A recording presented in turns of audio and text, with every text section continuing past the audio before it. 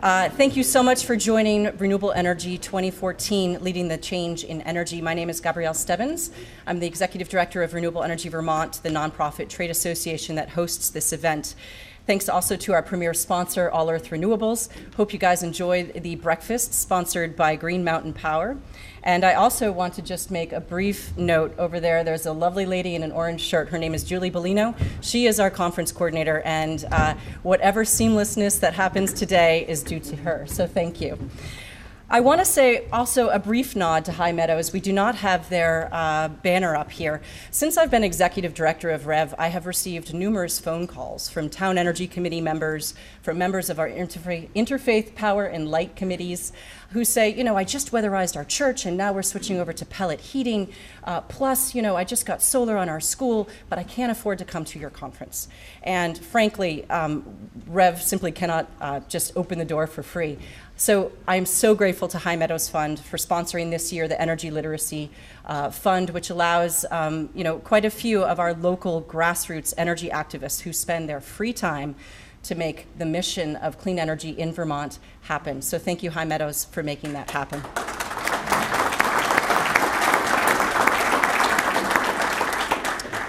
When I prepare to speak, I typically love to see who's attending, and you guys are a motley crew. We have lots of energy industry folks, not surprising.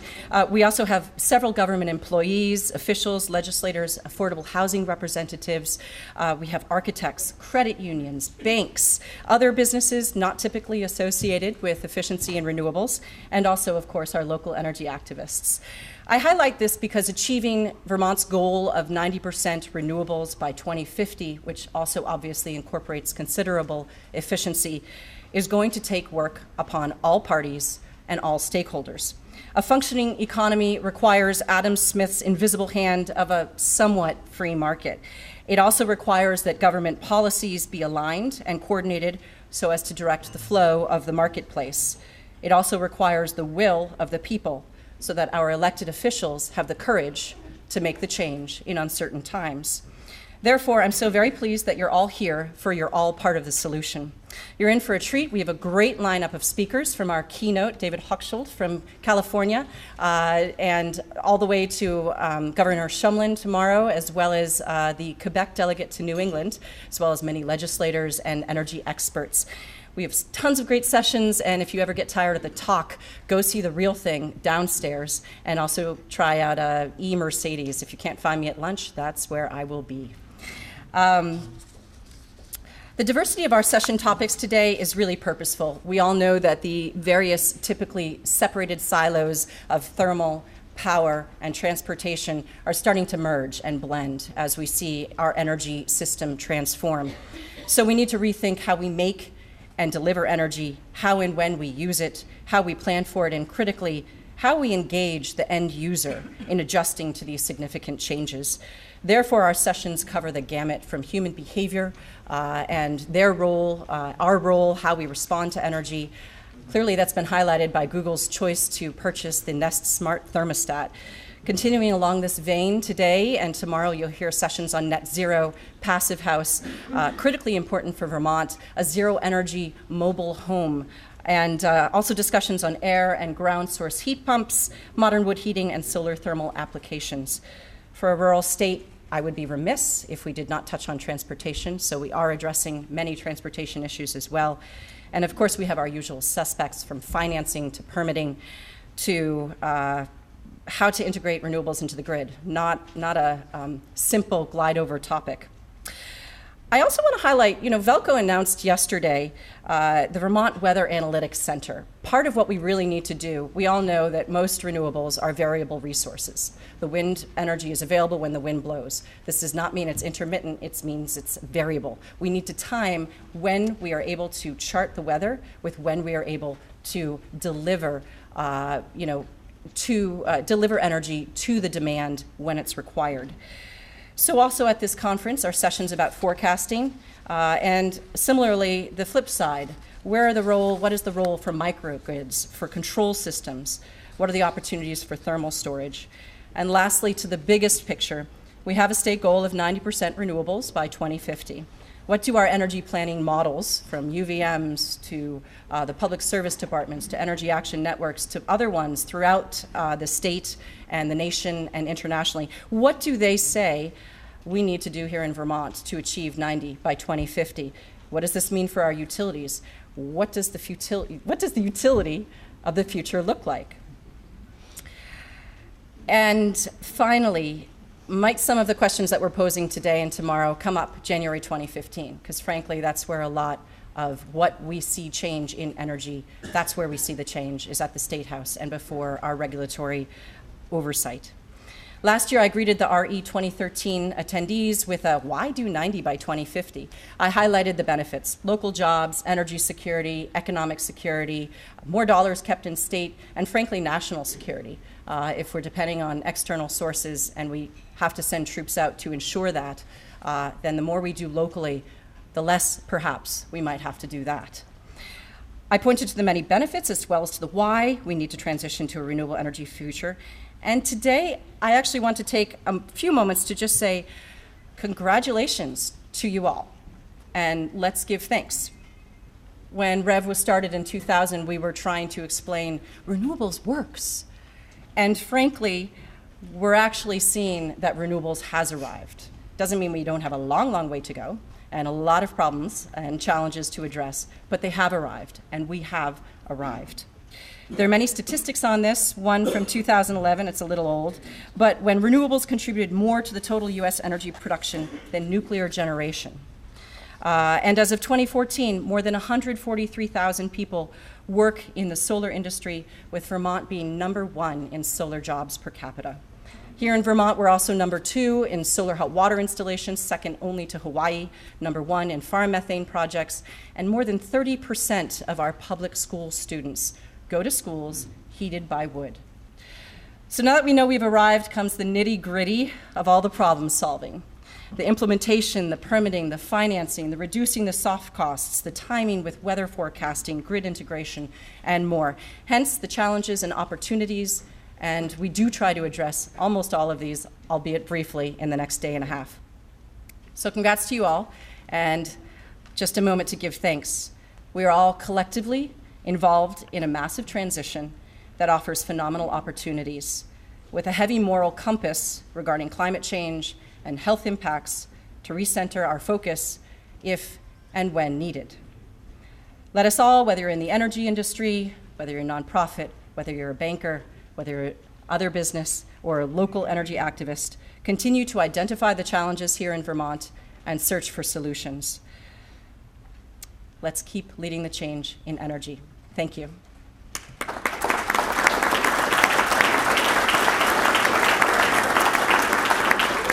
I'll now pass the podium on to the REV chair, Jeff Forward with Forward Consulting. Jeff will facilitate the remainder of this morning's plenary session. Thank you for coming. Yes, I too want to thank you for coming and welcome you to this conference. Don't you think I have the perfect name for this job? I was thinking about making the topic or the title of the conference Moving Vermont Forward, but I think Howard Dean already took that one. This is exciting times for renewables. You know, as Gabrielle outlined, there's lots of things going on relative to renewables. The technologies are evolving rapidly. The costs are coming down. The federal tax incentives are still here, at least for 2 more years for renewables. I think you're going to see a lot of installations over the next couple of years in Vermont and probably around the country. In state, we have those aggressive goals. We have the 90% renewables by 2050. It's the most aggressive goal in the country. And some are advocating for 20% by 2020. We among them. You know, these things are happening in the realm of renewables in Vermont, and they just don't happen on their own. Those favorable state policies, they take work and they take advocacy. So what we do as an organization, REV, we put on educational seminars such as this, and a lot of what our work is advocacy in the State House and with policymakers to help make those policies established. Now, a lot of the work is still yet to come to implement those policies. We have a long ways to go in order to reach those goals. But to get there, what we need is we need strong advocacy and support. So that's what our members provide us. Now, I'd be curious, how many people here are members or work for a business that's a REV member? That's pretty good. It's about half, I would say. You other people who aren't should be thanking those people, because it's those people who give us the strength to be able to advocate aggressively for those renewable energy goals. So I would challenge you, if you're not a REV member, if your business is not a REV member, go sign up. Do it today. We have, down in our booth, we have ways of doing that. Because there's strength in numbers. You know, we are effective, and we have a stronger voice when we have you behind us. So along those veins, I would like to thank our premier sponsor, All Earth Renewables, for this conference. They are a very strong supporter, and we appreciate them greatly. We were going to have Congressman Welch speak to you today. Unfortunately, he has Ebola. No, he doesn't have Ebola. He has. Please, I hope the press didn't take that down. He has a hearing down in Washington on the Ebola crisis and wasn't able to be here. But we do have his representative. We have John Copans from Congressman Welch. We all know Peter Welch. He's a great friend of this industry. We're sorry he's not here, but really glad he's doing important work down in Washington.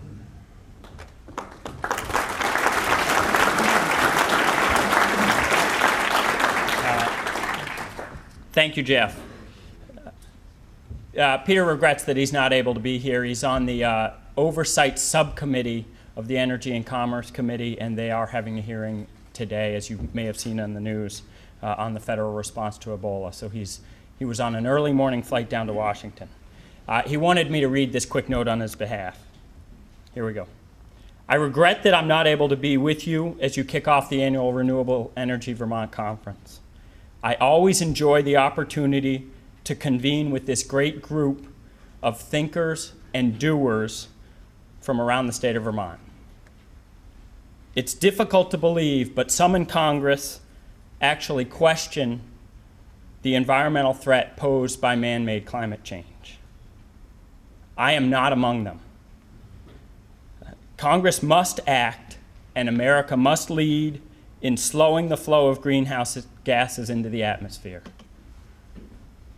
Transitioning an economy built on fossil fuels isn't easy, but Vermont is demonstrating that confronting this challenge is not just a threat, but an opportunity. With more solar jobs per capita than any other state in the Union, Vermont and you in this room are showing that there is a very real economic upside in the form of both job creation and saving Vermonters money to investments in renewable energy and efficiency. Like you, I'm frustrated that Congress isn't taking bold steps, like a cap on carbon emissions, to address climate change. But I also know that Vermonters expect me to work hard in the current Congress to try to get things done. During the last year and a half, I was a lead sponsor on 4 energy efficiency bills that made it through the House. I also passed legislation that was signed into law that will simplify the USDA REAP application process. That's the REAP grant. And actually, a little side note, Ted Brady, who's the state director from Vermont, New Hampshire, just told me, for smaller REAP projects, that grant is going to go from 300 pages to about 17 pages starting in January. So be sure to look at that Renewable Energy for America program grant. I've had the opportunity to visit with many of you at your workplaces or to see your work in the form of renewable energy and efficiency projects throughout Vermont. I so admire your determination and can-do attitude as you face the everyday obstacles of running a business, and I know that uncertainty about federal incentives only makes your work more challenging. Let us all continue to work together to secure Vermont's place as a national leader in building a new energy economy. Sincerely, Congressman Peter Welch. Thanks.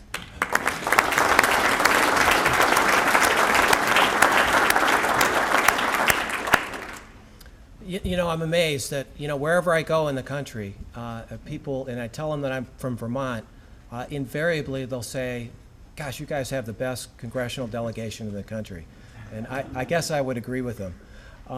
You know, one of the things that amazes me is that we're such a small state. Washington is such a train wreck. And yet our congressional delegation actually finds some way to get things done. It's really remarkable. And they're always on the right side of almost every issue that I care about, including this one. So it's my pleasure to be able to introduce our keynote speaker. Again, I want to thank All Earth Renewables. They helped sponsor the keynote speaker. I also want to thank Professor Richard Watts, who I used to work with at the Public Service Department a long time ago, and UVM. Professor Watts teaches a course on was it Earth Action Seminar, I think he calls it. And he was instrumental in hooking us up with the UVM Clean Energy Fund to find our keynote speaker, which I'm really excited to hear from. Now, I'm not going to read his bio. His bio's quite long, and it's really interesting. But let me pick out just a couple of highlights. My understanding, and I may be wrong on this, but you know, it's not in the bio that I don't think, but I think I read it in the Free Press article last week, that he got his start in solar in South Africa under Nelson Mandela to solar power post offices out in remote locations. Now, talk about distributed generation. I mean, that's just incredible, you know. He also founded Vote Solar, which is a 60,000 member solar advocacy group in, what, 15 states, I think? Really powerful advocacy for renewable energy. He's had a variety of posts in state and local government in California. I hear when you talk to people in California about energy efficiency or renewable energy, the two states that come to mind for them are California and Vermont. And they're really surprised to learn how small we are. But clearly, this man has a broad perspective and broad experience. So I'm as excited as I think you are to hear what he has to say. Hold your questions, write them down, and when he's done with his presentation, we'll have a round of questions. We'll have a couple of folks with microphones on the sides to ask questions. So please join me in welcoming David Huckschel.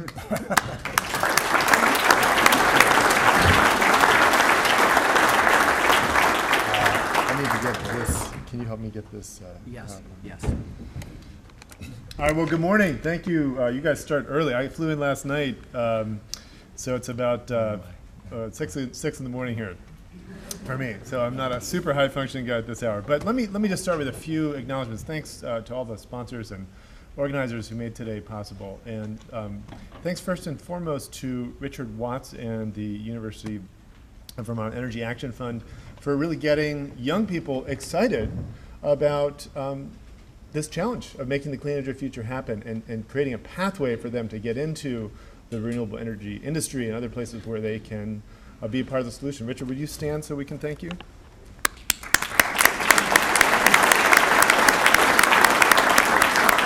I also want to thank Mary Powell from Green Mountain, because we're in a period where there's enormous innovation happening in energy technology and very little innovation actually happening in the utility sector, which is actually a critical need. And Mary's really been a pioneer. So Mary, can you stand so we can thank you?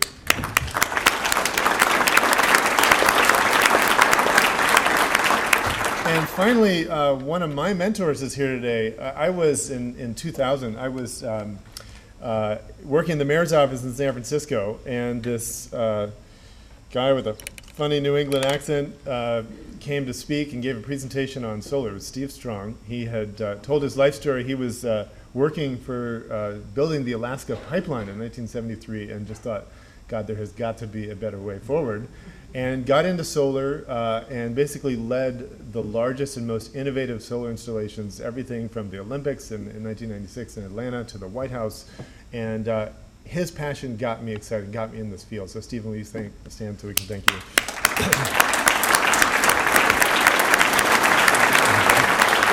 I will also say, a few years after we met, we were at a solar conference together. It was about a month after I had gotten married. And there happened to be a lake. It was in Wisconsin, I think. So a number of us were meeting about solar policy. We took a break to go swimming. And this is a month after I got married. Cold water, the ring came off. So I was like, oh God, this is a great auspicious beginning to my marriage. And I was desperately searching for the ring, couldn't find it, went back kind of dejected. And we're back at the conference, and I'm looking around, and Steve is not there. And I said, has anyone seen Steve? And I then went outside, and I see these bubbles coming up from the lake. He had gone and rented scuba gear, okay? and spent 2 hours looking for my ring, which he did not find, but he found someone else's wedding ring. But anyways, I appreciate the effort. So, all right, so I'm just going to give an overview of some of the things that are happening in California, and then we can have a good old-fashioned Vermont town hall discussion. So. I got into the energy space in 1997. I was working for President Mandela in the Eastern Cape in South Africa. It was 3 years after the end of apartheid. And one of the first priorities of the new ANC government was to bring mail service to the townships. And they had not, in many cases, had any mail service. And they did this through these solar-powered postal stations. I basically went to San Francisco after South Africa to work for then Mayor Willie Brown. And Willie Brown is some of you know, first African mayor of San Francisco. And one of the funny things about him, he had his phone number was publicly listed in the, is there Renewable Energy Vermont? Is that it right there? His phone number was publicly listed in the white pages, and this woman calls him at 3 in the morning to say that her street light is broken and she wants it fixed. And classic Willie Brown, he writes down the information and gets it fixed, and then the next day he sets his alarm for 3 in the morning and calls her back and says it's fixed.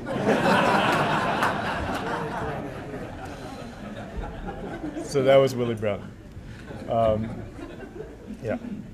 So I actually just want to say I'm really happy to be with you guys here in Vermont because I feel like I'm actually kind of committing an act of interstate infidelity in some sense, in that I'm from California. I love California, but I'm actually secretly in love with Vermont. And I just want to say, you don't have to be a big state to make a big difference. And Vermont actually has, I think, an incredibly inspiring legacy. When you look back, right, first state in the country to ban slavery, right? First state to do universal health care.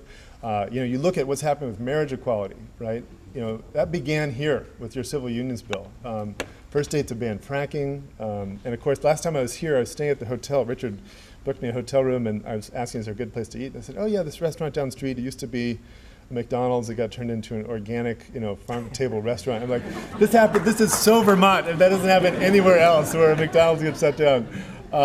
So it's an inspiring legacy, and I guess my main message for you guys today is take the role of being a pioneer and being a laboratory for the ideas and the policies of the future very seriously. That's how change happens, right? You get a model and it works and it spreads. And so the role you're playing is absolutely critical, and I just want you guys to keep being Vermont, being the best Vermont that you can be, because it matters, and people watch. So I pay attention. So thank you for everything you're doing. I want to begin with just a few thoughts about hope, actually, in the era of climate change. I think everybody in this room knows that the news is grim, right? Last month, I think, was the hottest September on record since they started recording temperatures 130-something years ago. In California, we're experiencing now the worst drought in the history of the state. It's already here, and it can be easy to be despairing. But I think, it's also true that, human nature, we come equipped with this feature called hope, and that in taking on the very biggest challenges, we also find the very best parts of the human spirit. And I think what we're called upon now is to find actually inspiration in each other and really learn from each other and push as hard as we can. There's a great quote, like a Zen Buddhist quote, with great effort comes great light. And I think that we're called upon now to make that great effort. And together, I actually think we can meet this challenge. So I'm going to talk a little bit about how I think we can do that. Governor James Lee of Washington says we're the first generation to feel the impacts of climate change and the last generation that can do something about it, which I agree with. I touched on Nelson Mandela and my time in San Francisco. In 2001, I was a kind of ignorant but well-meaning advisor to Mayor Willie Brown, and with Stephen's inspiration and others, we put together a $100 million bond initiative to put solar panels on public buildings along with energy efficiency measures. And I actually quit my job to campaign for that. We put it on as a ballot initiative, not as an ordinance, because we wanted to run a citywide campaign and actually get citizens involved. And we ran a massive campaign, 200 volunteers. It won 73% of the vote in November 2001. And then we've been implementing that. I'm from San Francisco originally, so that's the Moscone Convention Center. Easier for me to, is it easier if I hold this? Yeah.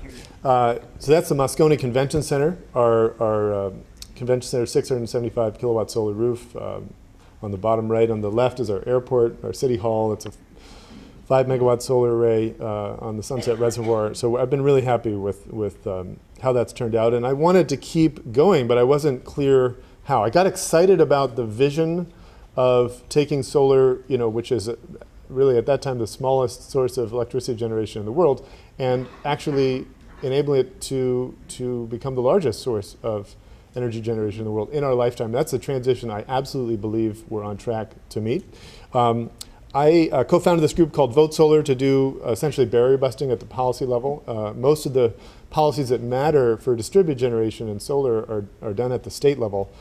So this is I don't know if you can read this sign. This is a campaign Vote Solar did a few years ago in New York, which now is a solar program right after the BP oil spill, and the sign that they rented right outside the New York State Capitol to try and get the legislators to support the New York Solar Jobs Act says, when there's a huge solar energy spill, it's called a nice day. All right, so in California, our challenge is big. We are pushing towards a 33% renewable portfolio by 2020, and we're actually on track to meet that. So we're almost 23% renewables today. The governor also has a goal to do 12 gigawatts of clean distributed generation by 2020. We're about 6 gigawatts today. And he also has a goal to do 1 million electric vehicles by 2020. And we're at about 100,000 electric and plug-in electric vehicles today. So we're making headway, and I think it's important.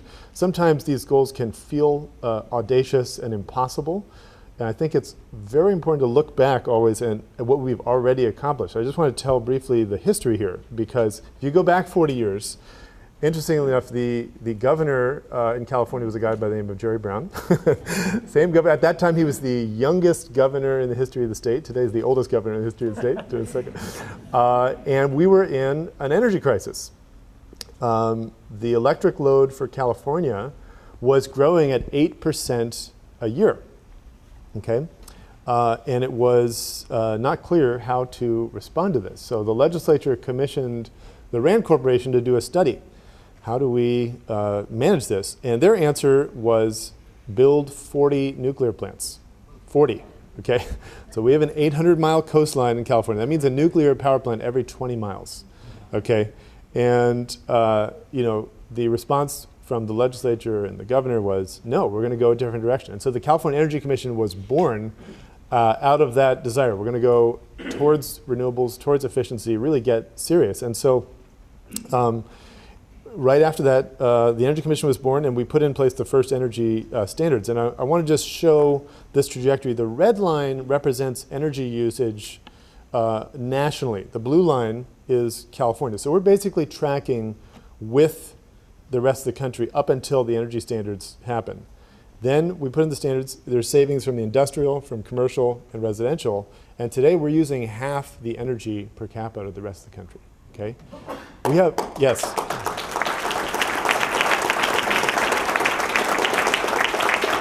We have one nuclear plant and not 40. Actually, 5 were built and 4 have been shut down. Okay, well, most recently, just this past year.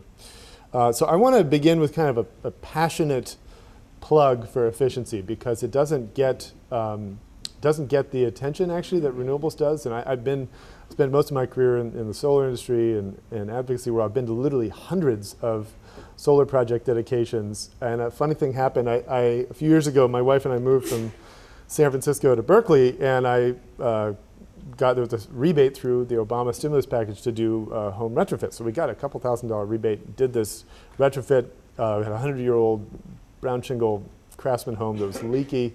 Huge improvements, reduced the energy bill 30–40%. And I just told the people at the program, hey, if you guys ever want to do any media, I'm happy to, to answer questions or be a poster or whatever you need, to help advance the program. And they said, yeah, we'd like to do a press conference. And I said, great, okay. So they invited the mayor. There were like 15 staff. They had the press conference, no press came, which is like the classic problem with efficiency. But we actually need to get excited about it because it matters. I want to just show you a few examples. So one of the first standards we did was for refrigerators. So this represents electricity use for refrigerators. It is skyrocketing. We put the standards in place. And by the way, massive opposition, okay, from the industry to this. Can't happen. This is, overregulation and so on. Okay, here's what happens. All right, we brought the energy use way down. At the same time, okay, the refrigerator cost comes down. That's what that green line is. So it gets, we're using less energy, and it's cheaper to buy, and the size of the refrigerator gets larger. Okay, so smart regulation works. That's the biggest, energy hog in your house is your refrigerator. And the nice thing with California, when we put these standards, in fact, because we have 40 million people, many manufacturers, when they build something for the US market, the North American market, only want to build one version of that. So we've been able to kind of help change manufacturing beyond California too. Another example is television sets. We had another big fight in 2009. We have the authority under state law, just the 5 of us on the commission. We have about 700 staff and 5 commissioners, and we actually can set, we don't need legislation to set these standards. So that was given to us in our law. So we pick which appliances.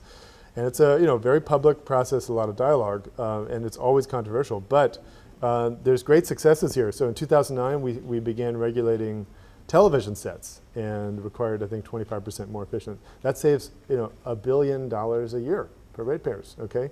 In 2012, we did plug-in chargers. So if you have a cell phone or a shaver that charges up until 2012 and you're in California, you plug the device in, it recharges, and then when it's fully charged, it still is drawing power. Why? Because there's a 25-cent shutoff diode that the manufacturer is not installing because they don't pay the energy bills. And they don't care. And consumers have no idea about this, right? So we said, you can't sell into our market unless you install that shutoff diode. That saves $300 million a year, okay?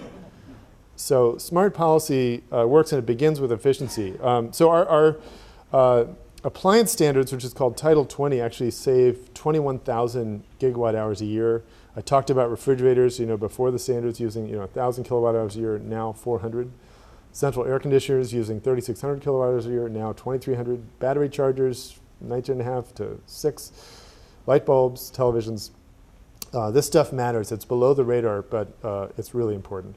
With light bulbs, we set also a quality standard for LEDs. I don't know if this shows up clearly or not, but we basically, a big mistake was made with CFLs, we feel, in that focus when they first came out was actually too much on quality, too much on price and not enough on quality.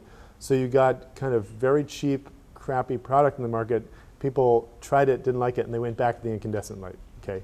My dad is a writer, and you know, he reads quite a lot, so I always, you know, am trying to change his light bulbs, and I put it in CFL, I come back, he'd put the old one in. Now, we set the standard for LEDs. So we give out about $1 billion a year in rebates for lighting and other appliances, and we said basically you can't get the rebate unless you meet this quality standard. It's got to have a color rendition of 90 or better. So if you know the color rendition scale, it's 0 to 100. Sunlight's 100, right? The CFLs, you know, we're in the 75 range. Those terrible yellowish street light, high pressure sodium street lights are like 30 or so. So this is actually, it's rated at 90, the new LEDs, but actually tested 95. So Cree, which is a North Carolina LED manufacturer, the first company to meet this standard, came onto the market. When the standard was set, the technology didn't exist. And again, big pushback. They met the standard. They were the first one to come on the market. And you know, the bulb lasts, it uses 70 to 80% less energy and lasts for 25 years. And it's dimmable. It's basically optically indistinguishable from incandescent. Unfortunately for them, they launched this product on the same day the new iPhone came out, so there was a little bit lost in the noise. But it's a great product. For our building standards, Title 24, we save about 14,000 gigawatt hours a year, and we do this every 3 years. So we just on July 1st, we just introduced the new standards, which are 25% stricter than the old standards. And that's everything from a whole house fan to new windows.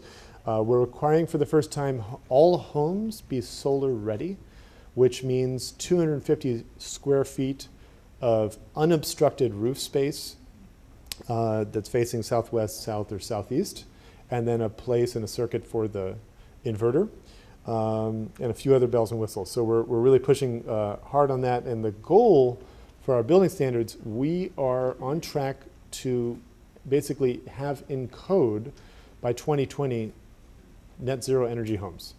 So you can't build a home unless it's net zero energy.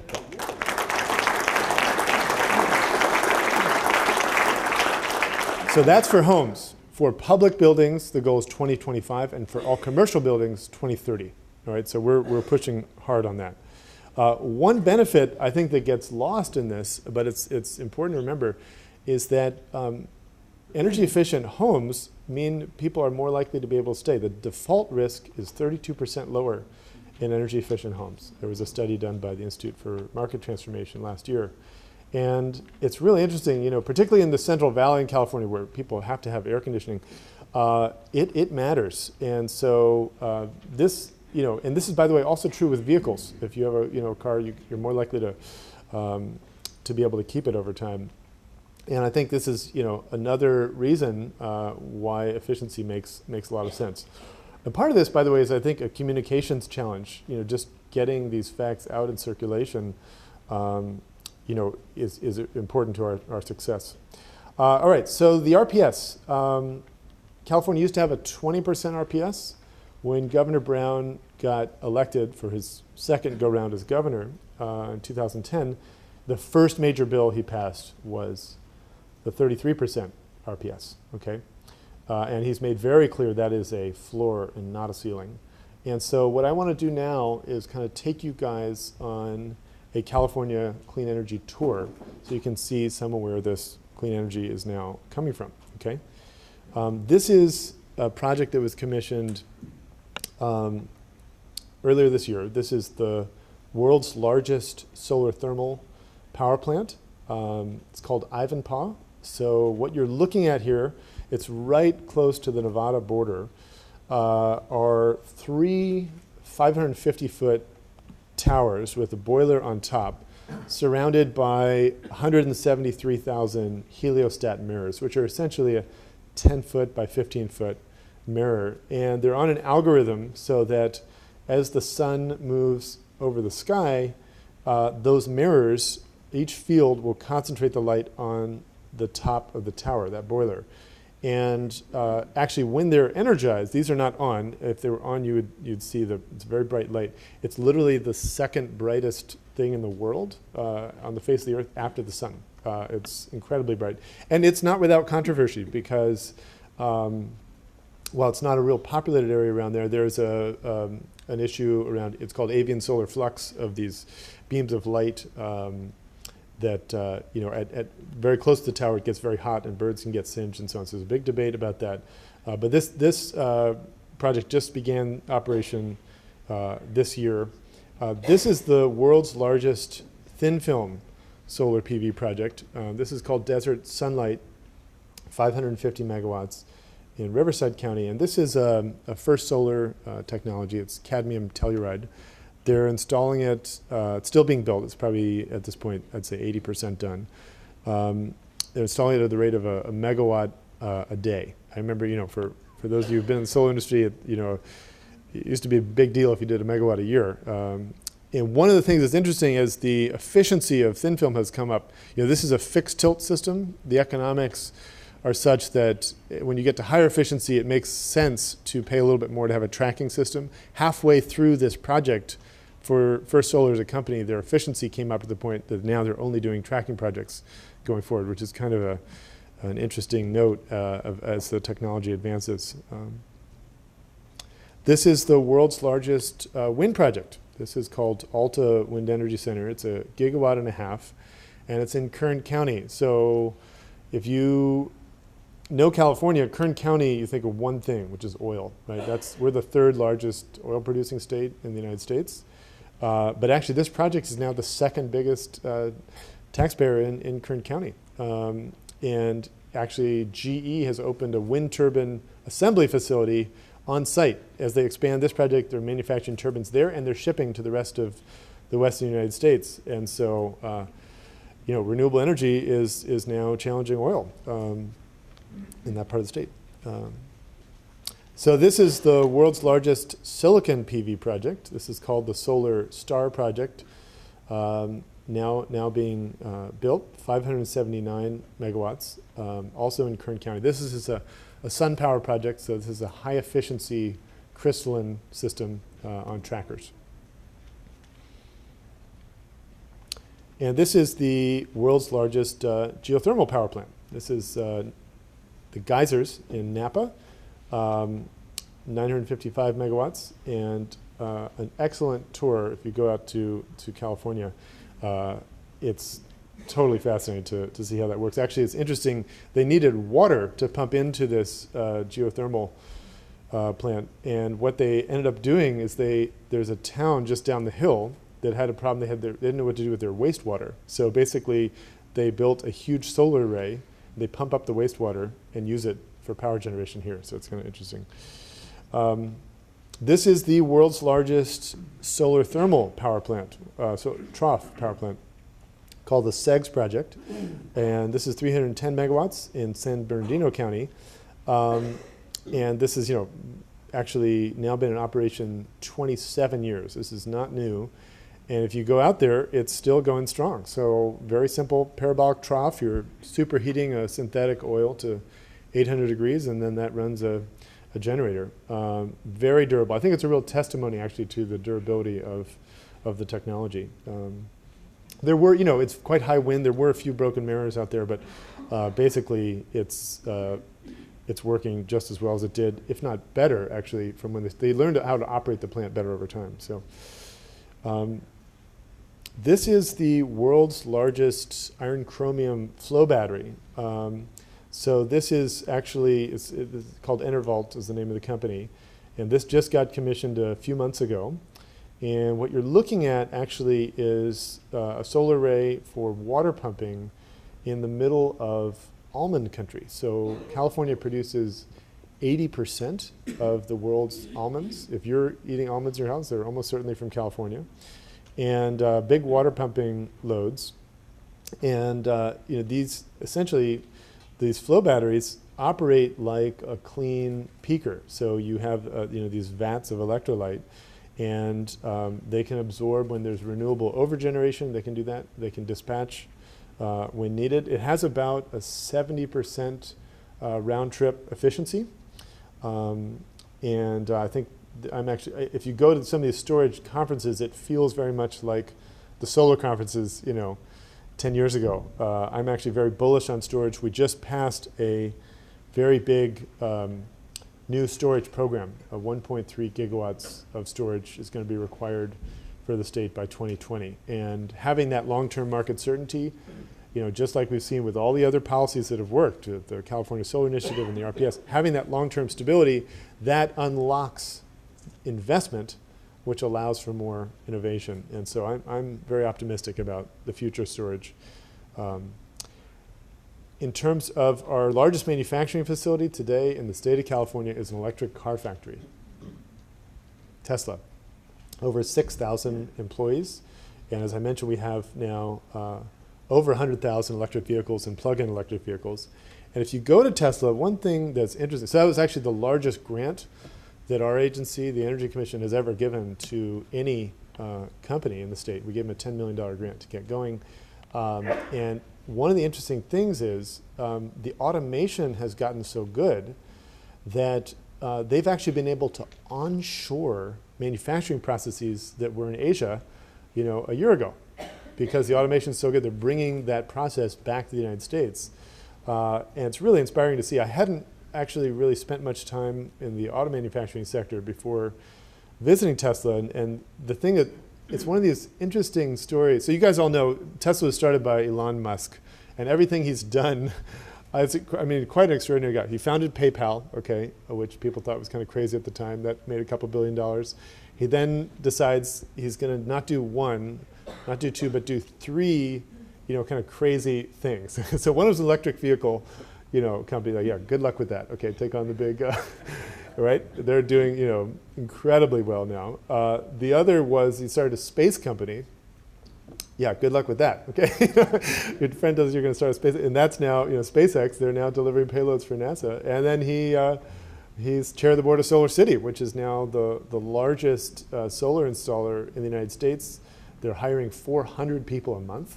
Okay, so basically, whatever Elon Musk says he's going to do next, don't question him. So he's quite extraordinary, and it's interesting. One of the things I was struck by is that what people thought was a weakness of getting into auto manufacturing without any experience ended up being a strength, because they ended up designing the process not around the existing labor force and the existing process, but actually from scratch, and they made a much more, it's basically the most automated auto factory in the world.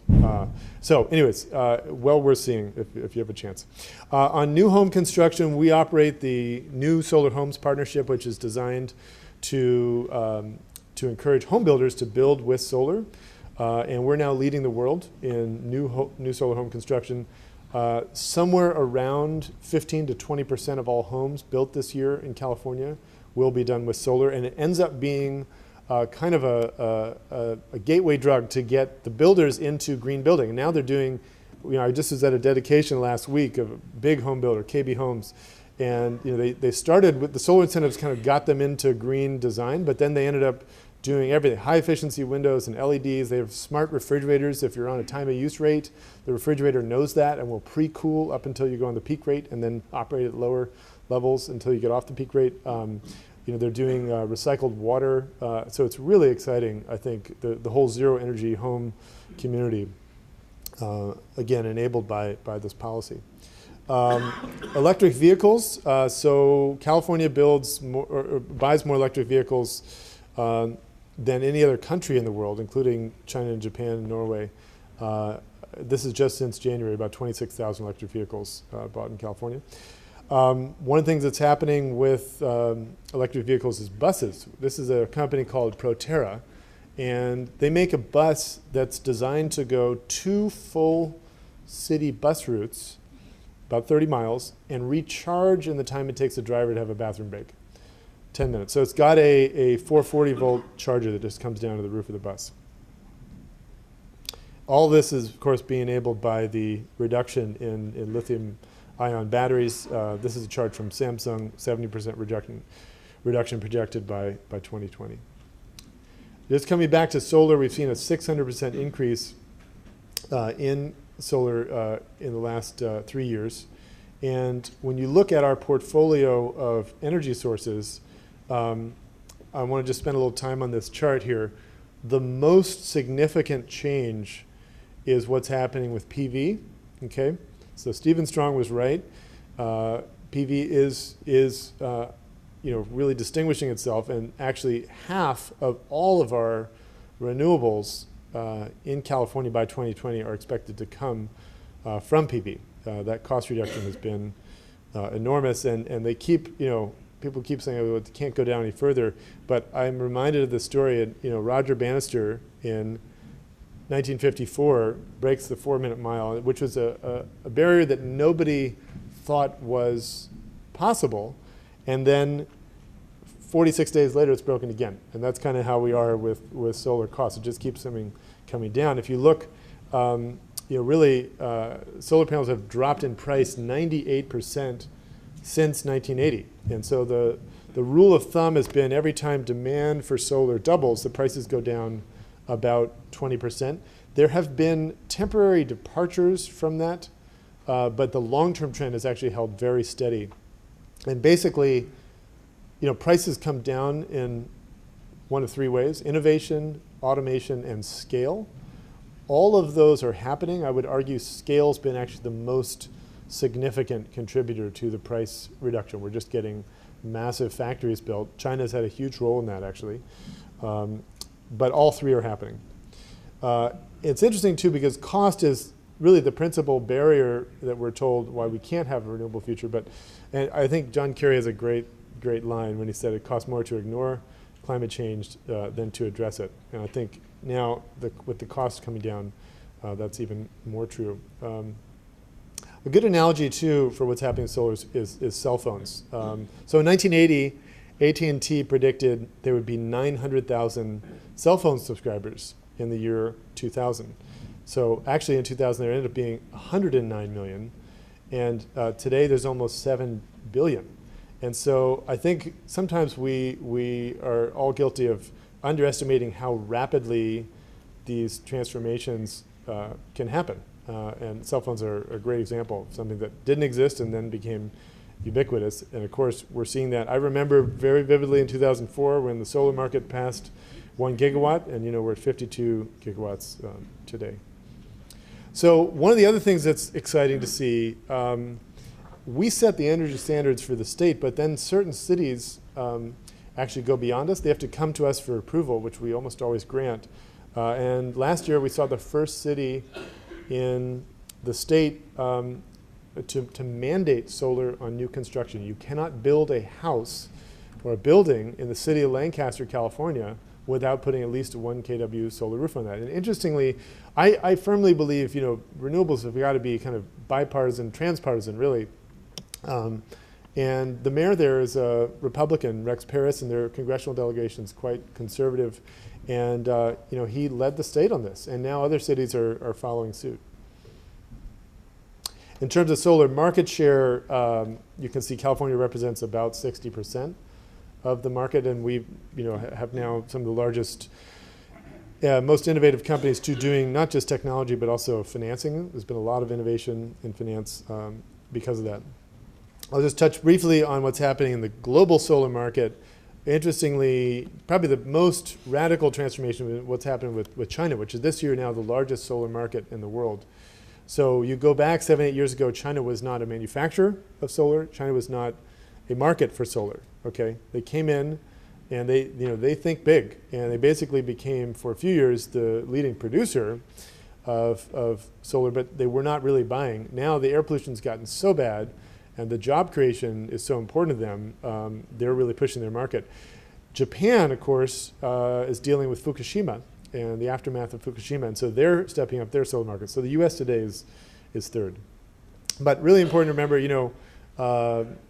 that solar was actually born here in 1954 at Bell Labs, and that our growth, does in many ways parallel the auto industry. And it's worth noting today that there's more jobs in the solar industry than there are direct jobs in U.S. auto manufacturing and in coal mining and in iron and steel. So if you look today, we have about 90,000 jobs in coal mining, direct jobs, about 86,000 in iron and steel, and about 116,000 direct jobs in auto manufacturing, and 142,000 in solar. And the job growth rates over the last 3 years, solar's been a 53% growth rate. This is Stephen Strong's landmark project. This was the first net metered home in 1980 in Massachusetts. And that policy, net metering, now exists in 43 different states. We have over 300,000 net metered solar systems alone. And here's the most notable latest residential solar customer, the solar panels on the roof of the White House that President Obama installed on Earth Day this year. So one point I want to just make about electric bills, again, if you look at the red here, this is California electric rates, okay? Our rates are actually higher than the rest of the country.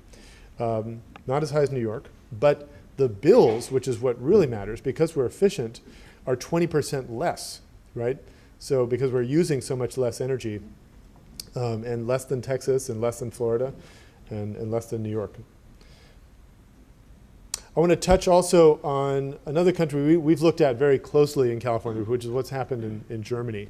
So earlier this year, I participated in a policymaker delegation over to Germany to look at what's happening there.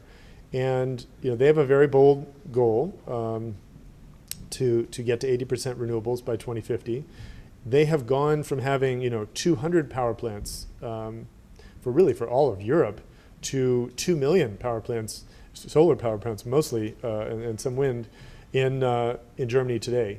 And when there's been a lot of dialogue on the editorial pages of the Wall Street Journal and elsewhere, and even within California, there's different views on this. But my view is, if you look at what Germany has done, okay, it's true they overpaid, okay? So they have a feed-in tariff. They did not bring the feed-in tariff down in 2010, 2011, when the price of solar panels was dropping so rapidly. And so they have actually overpaid for what they did. But even with that, Germany today is the strongest economy in Europe, okay? Their electric grid is more reliable than any of ours in the United States, including California. And they have a very healthy manufacturing sector. And they're basically, I think, a very successful country, and they've really succeeded in helping renewables get to scale. In a way, we're all the beneficiaries of that. A lot of the largest renewable factories for wind and for solar and others started because of the German market. So we actually owe them a debt of gratitude. I want to turn now to reducing the impacts of renewable technologies. One of the interesting things, there's been, since I've been on this job, we do siting cases, right? So every single power plant that's 50 megawatts or up, it's a thermal power plant, comes to us for permitting. And we have a very thorough, very public process. Okay, typically we generate a 1,000-page report on each power plant for all the impacts, air and water and et cetera. And some of these renewable projects are very controversial, but I think there's some quite promising trends I want to talk about in terms of reducing the impact. One of them is, this is a project called Vasco that's a NextEra project, and it was 432 smaller turbines. These were installed, the old sort of lattice structure, which was a perching opportunity for birds, right? And the turbines were very high velocity, like 45 RPM, okay? So they took all 432 of those turbines down, and they replaced them with 34 large turbines. And what happened, the energy production tripled, and avian mortality was cut by 70%, okay? And I think if you look similarly with offshore wind, it's quite promising, actually. Some of the new technologies for offshore wind, it's massive turbines, these 8 megawatt turbines, and they can be sited. And once you go 29.5 miles offshore, it's not even visible, right? So it really removes one of the principal barriers to offshore wind. So I actually think we're going to be able to bring down the impact. You can't totally eliminate it, but you can bring down the impact. And that's one more reason I'm optimistic about the future. Bird kill has been a big issue in California. Just worth keeping in mind that basically people kill 3 billion birds a year, okay, and the portion killed by wind turbines is 0.01%. Okay, cats are responsible for 3/4 of that. So, In terms of the military, so California has a huge footprint with the Department of Defense.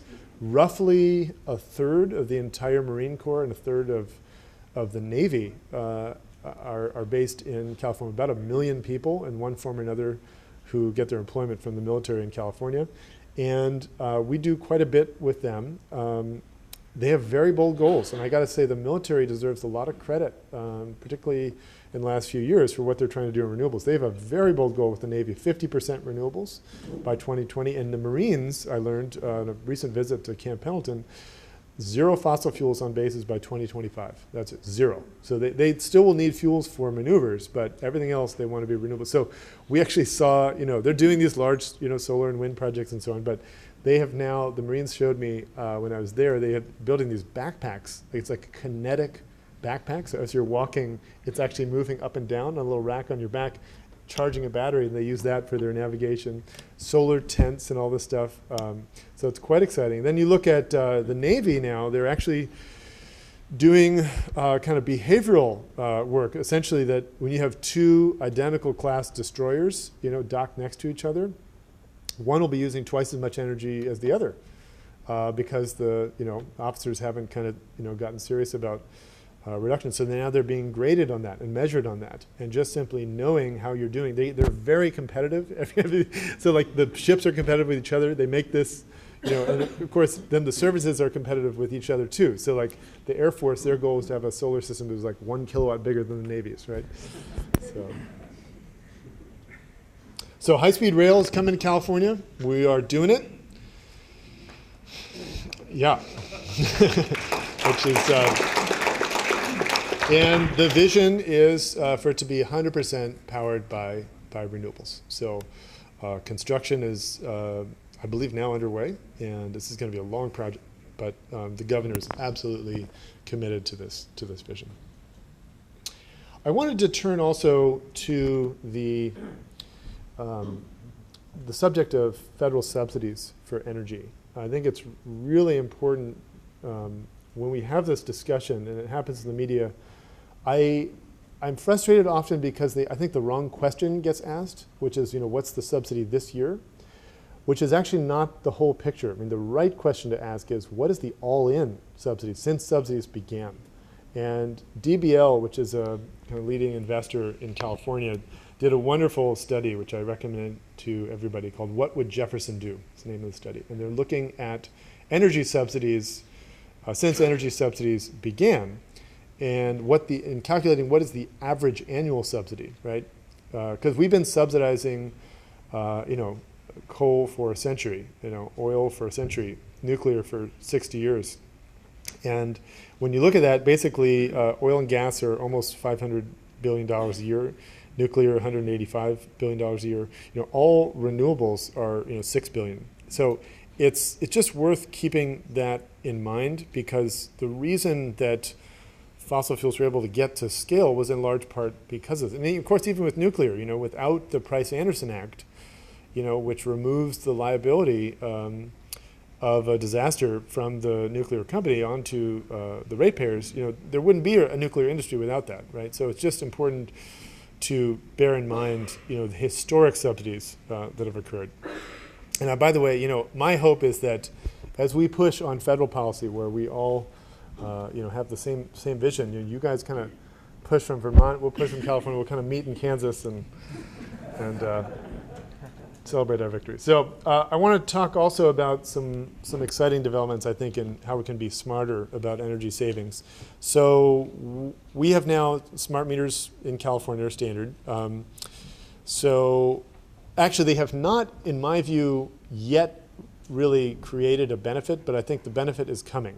And one of the interesting technologies that's out there is there's a company called Bidgely that does basically 10-second data. So it's almost like an EKG for your house.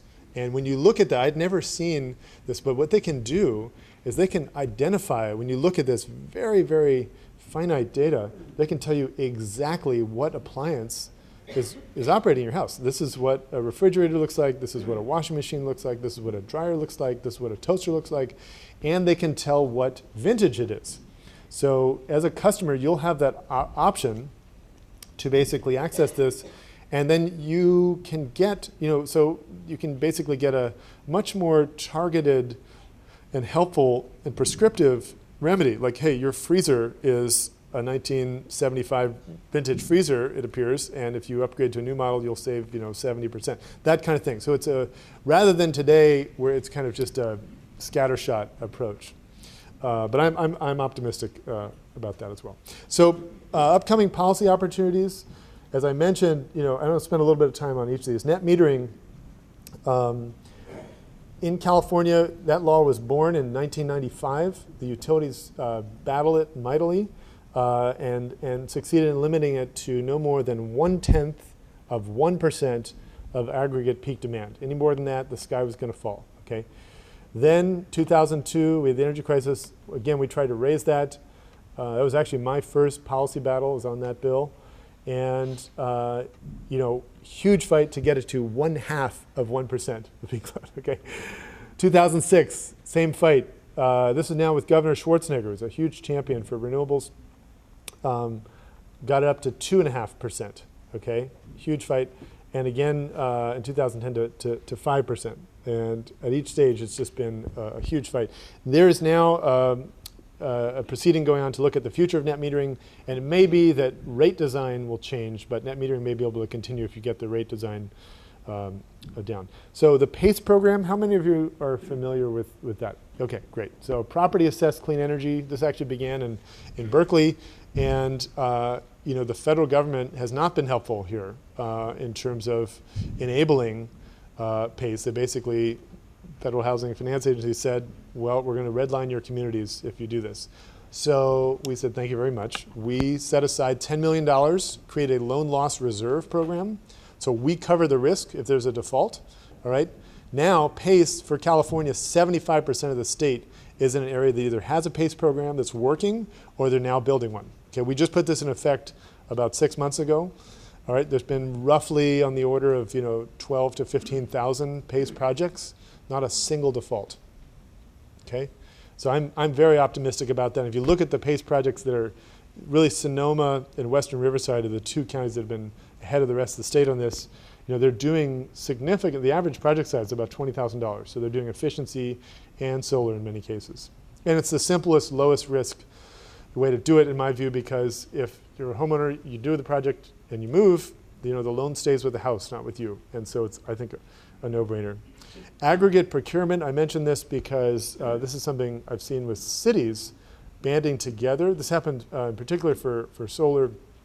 Alameda County got 19 other cities together, and they said, hey, let's do one master bid for all of our public solar projects. And they got 15% lower pricing for everybody by doing that. It's smart. And I think we focus sometimes too much on technology cost reduction and not enough on the rest of the value chain. And sometimes that's just a financial innovation or procurement innovation in this case. And then, of course, the 2030 target, that's going to be something the governor introduces next year. And we're still waiting to see how that shakes out. But it will be a bold goal for 2030. In the end, it's a balancing act between cost, environment, and reliability. All of our decisions are made with those three things in mind. The most important part, though, I think is, what is the role of the utilities? And they really have to be agents of change rather than victims of change. We want utilities to be a partner here and to be successful. I touched on the drought earlier. We're doing a lot with water efficiency. I won't go into that. Let me, I'm not sure why this is not. Okay, so I want to just close with a few lessons, I think, from some campaigns that I think we can learn from. So I grew up in the summers visiting my grandfather in the Adirondacks, okay, largest state park in the United States where he lived, and acid rain was becoming a real problem. The iconic bird of the Adirondacks are the loons, and they were doing these studies. They found, basically 25% of the lakes in the Adirondacks died, could not support aquatic life. They actually found a mother and father loon on a lake that had died, and they were having to fly to the lake next to it to feed their baby who then didn't learn how to fish and died. That's the kind of thing that was going on. And the science was becoming clear that, yes, coal power is causing acid rain.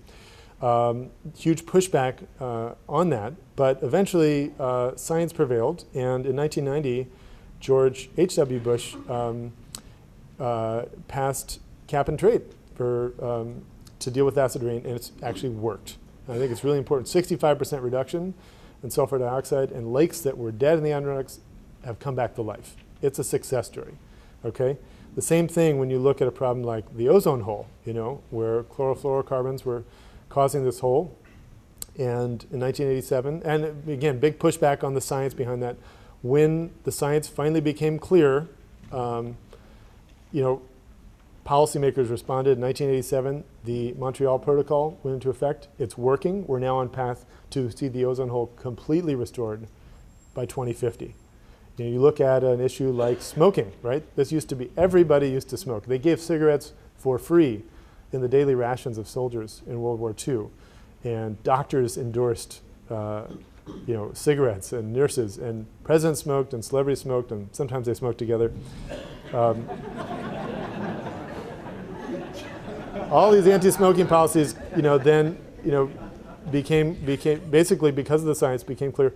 And we had a litany of good policies, and warnings on the packages, and advertising bans, and cigarette taxes, and banning smoking on airplanes, and sales to minors, et cetera, up until just very recently, CVS banned the sale of cigarettes in all 7,600 of its retail stores, okay?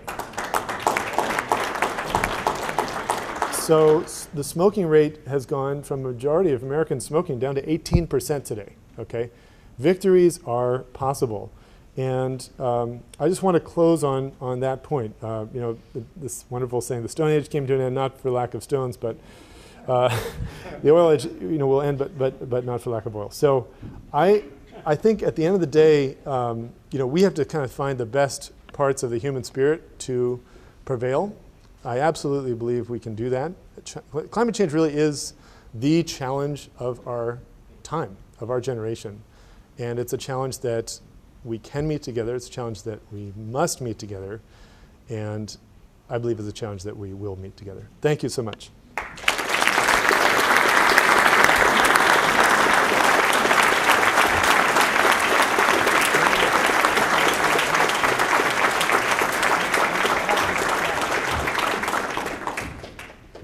So Gabrielle, how much time do we have for questions? None, but That's okay. 5 minutes? sure. What that means is you have a briefer break between this and then the next session, which is 10 minutes. And then I would ask you to definitely hit the expo hall, during lunch and definitely go visit the exhibitors. We do have 2 microphones set up. The red volunteers with the yellow shirts can assist you if you want to line up and ask some questions. Okay. We got one? Yes. Yes, Ed Helm from Martin, Vermont. Hydropower. California has a lot of it. Vermont has a fair amount and could have a lot more. Either address that, or Vermont owns its railroad. Is there interesting things being done in California with getting kind of commuter railroads back in action, which would really help us in the Northeast Kingdom, which is a very poor part of this area. And the jobs are in Newport, St. Johnsbury, which are the big cities, not in Martin, but our kids can't get there because they can't afford the cars. Mm-hmm. Yeah, great question. So hydro in California, it's very difficult to build new hydro. It's controversial, but there is a bond measure we're doing this year that the governor is supportive of, which will include some new hydro. And that's in part for the drought. In general, for us, the RPS only includes 30 megawatts and below. That's called eligible renewable. The large scale, because we don't want to encourage too much large scale for renewable generation, is not eligible. And on the commuter rail, I'm totally with you. It's just a challenge of funding. But I think this is something we've got to get serious about in this country. I don't know what else to say other than I'm in full support of that. I have a question for Yep, you. sure. You're doing a lot of cool stuff in California. You're doing a lot of cool stuff in California. It's some of the stuff that we're thinking about and doing as well here. But when I hear throughout the country policy options for addressing climate change, a very common policy that is brought up in discussion is a carbon tax, and I don't hear California on the list of being one of the states that is considering that. Is there a reason for that? Yeah. Good question. So this is my own personal view. I think a carbon tax is actually the simple and most cleanest way nationally to deal with this. We already have a cap and trade structure that's actually working in California, and so the sort of changing horses in midstream, I think, is very difficult to do. There was a carbon tax bill this year in the legislature, but it died. So at this point, we're really committed to the structure that we're now in. Any more?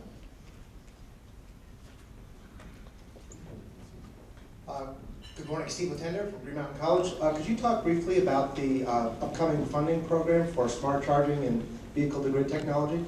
Yeah, so we give away about $100 million a year for clean transportation, and that includes smart charging. We have, I think, a plan now to do 8,000 chargers. We're at about 2,000 now that have been installed. So it's a critical piece of the puzzle, and ultimately, I think vehicle-to-grid will really help. I think electrification of the vehicle fleet will really help both with transportation and with the electric grid. So I'm very bullish about that, and that's a major priority for the governor. The last meeting I had with him, he knew more of the stats on electric vehicles and chargers than I did, so he's following that very closely. Yeah. I think that our time is short, and where the rubber meets the road is really downstairs in the exhibit hall. So I think that we'll take that as the conclusion. I want to really thank you for coming all this way. Thank you for. All right. Thank you so much.